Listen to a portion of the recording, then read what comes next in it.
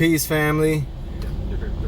I'm about to call a real estate agent for an off-market property that's in Katy.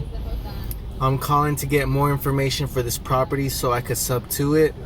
And this is more for a personal use of the property because I still live with my parents, and I choose to get this property, or if it doesn't work with this property, the next property after that one, for myself and for my family.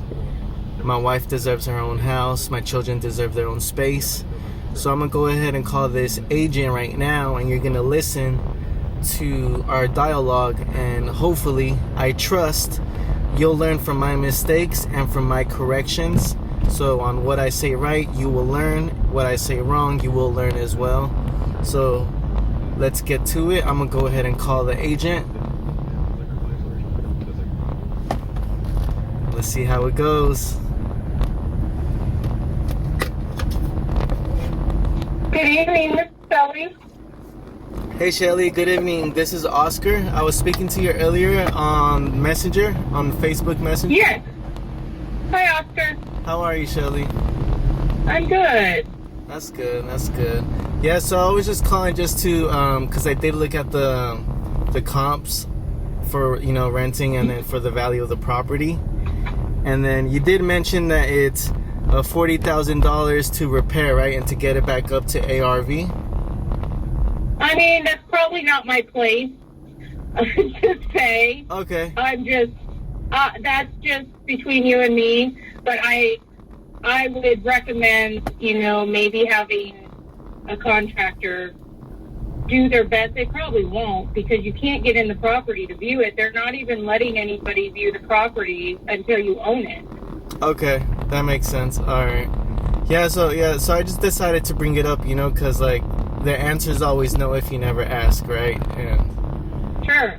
And so I just wanted to bring that up. And the owner of the property, are they in a hurry to get rid of the property? Because you told me today is the last day to take offers, right? Well, that is what I got from the agent. Now, I would be your agent, okay? I'm not the listing agent. I've been talking to the listing agent about this property. Okay. And I just asked her today if she's still accepting offers. And her response was, yes, please submit today. Okay. So we can look at that as she didn't specifically say we're not accepting any offers after today. She just said, please submit your offer today. Sometimes I read into it, but I could ask her again. Are you, Yeah. But okay. That's kind of what her response is. All right. Well, I appreciate that. Yeah, because I definitely want to see if we could get the property for a little bit lower than what they're asking for. Because I had a team member run the numbers, and it could take a lot more to get it back to ARV. And if it's going to take more and I buy it at 190, therefore I'm going to have a small amount of profit, which it won't be worth buying at the price that they're asking for, right? And you know what? They've got to know that, because you're going to have somebody coming in and just giving full price. I mean, we're all using the same math. Right. So basically I'm saying they're going to get lower offers. I don't know who would. I mean, if they get full price, that person is going to lose out. Yeah, I definitely agree. I'm with you on that. And if I were to work up to that price, to 190 as they're asking for, like if they don't want to budge down, it's a possibility that I'll be able to get that price, but not full cash offer. It would be a down payment, and then work with terms, to see if they're able to do a sub 2 deal, and then give a entry fee, right? Have you done a sub 2 deals or any creative financing before? I have not, but I am very intelligent and I can learn really fast. Oh, that's awesome. I like that attitude. I really do, because that's my type of mentality as well. You learn as you go, right? The best teacher is experience. Well, yeah. Just so you know, I'm a hedge accountant by trade, turned into a realtor because I used to be the director of secondary marketing, and I've done that for years. Mm-hmm. So I know the back end, the banking end, and now I'm learning the front end. But I'm really enjoying it. Wow, that's awesome. And I've gone through the training I'm underwriting multifamily. Oh, that's a whole nother ball game. Like, that's a whole nother frequency right there. That's really cool. Oh, I love it. I love it. So I've got a team, but we haven't submitted our first LOI yet, but we're about to start just spitting them out. Wow. The multifamily's got the same issue. The pricing is not there. And I think multifamily could crash.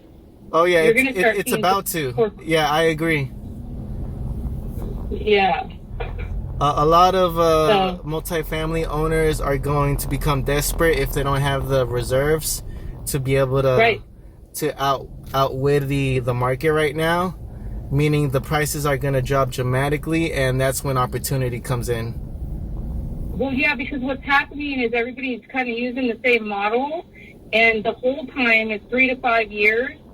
Well, 3 years ago rates were 2%, and now you've got to, refinance your loan, and now you got to go up to 6% or sell it, and the prices, the cap rates they're not there.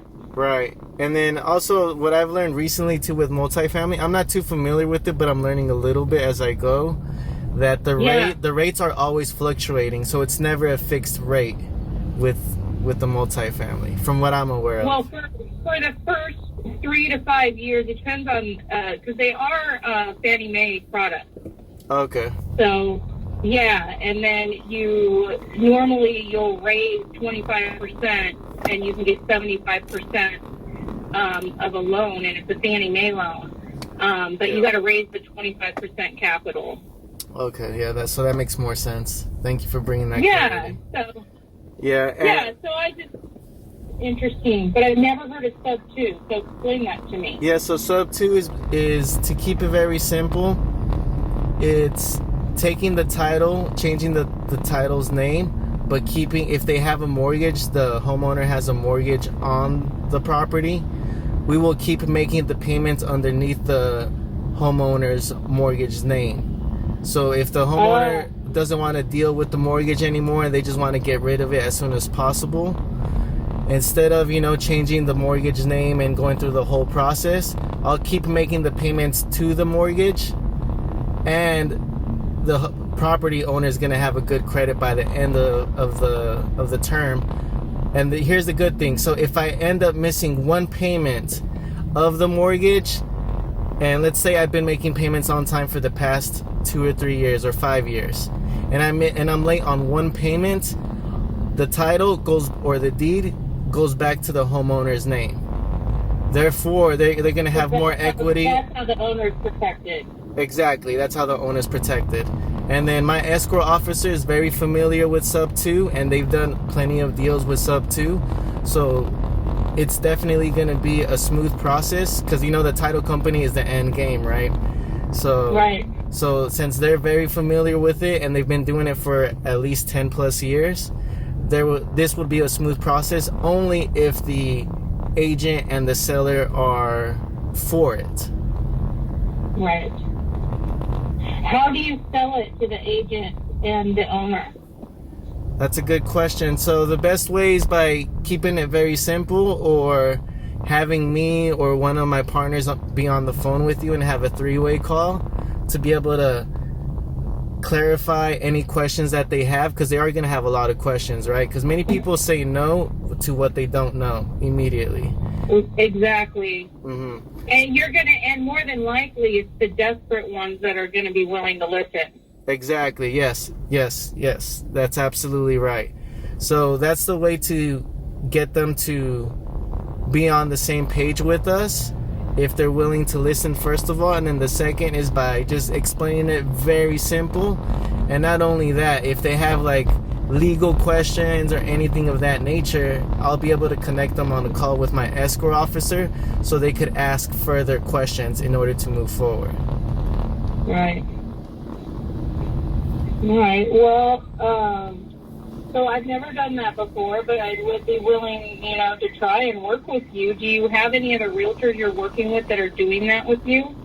Yeah, I actually do. So I'll get in contact with her to see if I could. I'm sure she'll be okay with exchanging numbers with you, and I'll have her get your number, or I'll send you her contact information, or vice versa.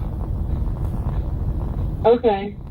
Yeah, so like on a deal like this though, I would be representing you. Okay. But you have another realtor, you said. Right. So she hasn't represented me yet, but if you ask me if I know any other realtors that have done this, then I could get you in contact with her. Okay. Because me and her, we don't have a relationship like that, but Okay. I'm aware that she's done sub 2 before. Okay. Mm-hmm. All right. Well, you could have a second realtor that can learn real quick. If you get I'd have to learn how to sell it with you. Okay. That's perfectly fine. I don't know. What are you asking of your other realtor just to get you on the phone on a freeway? Is that the best way to sell it? Yes, that's the best way to sell it, in my opinion, because it's, one realtor speaking to another realtor that's representing the seller. However, if you want to sell it and learn how to sell it, I'll get this realtor that I'm talking to you about so she could catch you up to speed on how to sell it. Okay. If you're okay with that. Yeah. Yeah, I'm just curious. I'm always willing to learn. Okay, yeah, that's awesome. Well, if you have this mentality and this attitude, I look forward to building a long-term relationship with you so we could be able to provide value and help each other bring more food to the table for our families. Yeah, that would be awesome. Awesome. So, in response to this deal, how would you go forward with this? So with this deal, I would write down the numbers on a contract for my offer. However, I think it would be a better idea. Well, it really depends, because the other agent is asking for an offer, right? So if I do the offer, I don't want to waste their time or my time if they're not going to say, at least be open-minded to hear a sub 2 deal, right? Okay, so when I send an email to the agent, I could just say I have a buyer who's interested in a sub 2 deal. Are you familiar with that? Is that what I say? Yeah, you could say that. Yeah, that's perfectly fine. Or you could say that, or you could be, you could type it in this around this way, like, I have a buyer who's willing to work up to that number with terms, right? So that would be a little bit more brief, and it'll build curiosity, right? Right. So instead of just saying sub 2, it's going to be, straightforward. It really depends, because many people like it blunt and straightforward compared to building the curiosity and leading them on to the next step. So you could do either of those options. I think the second route would be the best way, but I'll let you be the judge of it, because I trust your intuition and I trust your judgment. Even though we just met, my intuition is telling me to trust you. So you could do one of those two, right? Like, I have a buyer who's interested only doing it in a sub 2, or I have a buyer who is willing to work up to the number with terms, right?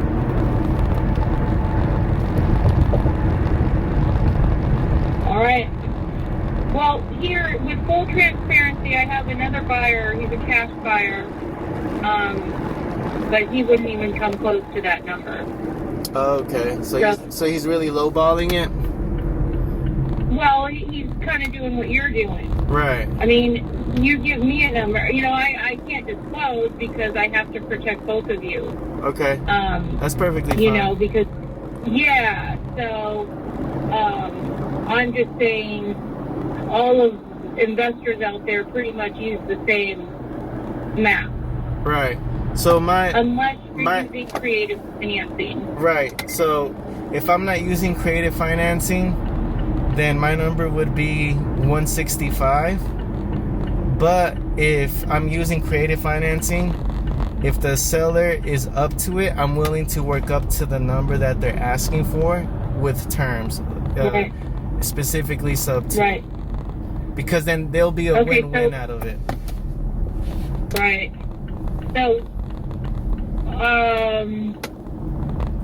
you said 155?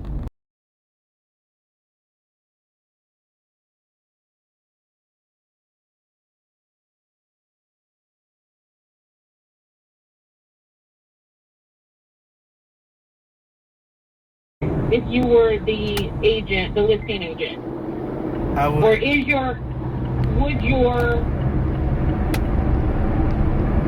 I would specifically ask if I'm the agent representing the seller, right?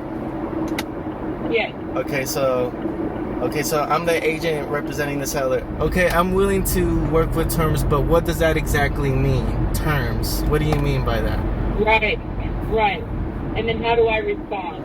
Then you'll respond, we will purchase the mortgage at full price, and we will make the mortgage payments, if there is a mortgage, without changing the name on the mortgage. The only thing that will change is the deed of the house to the buyer's name. And if the buyer misses one payment after 1 year, 2 years, or 3 years of making payments on time, the deed of the house goes back to the mortgage, the original property owner who has the mortgage in their name. Now, how long? What are the terms as far as you paying the mortgage? You said 1 to 3 years, and then you get your own loan, or you buy it?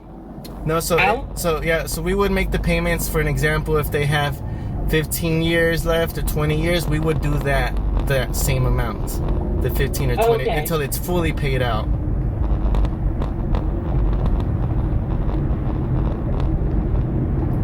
Because the seller would be the bank at this time.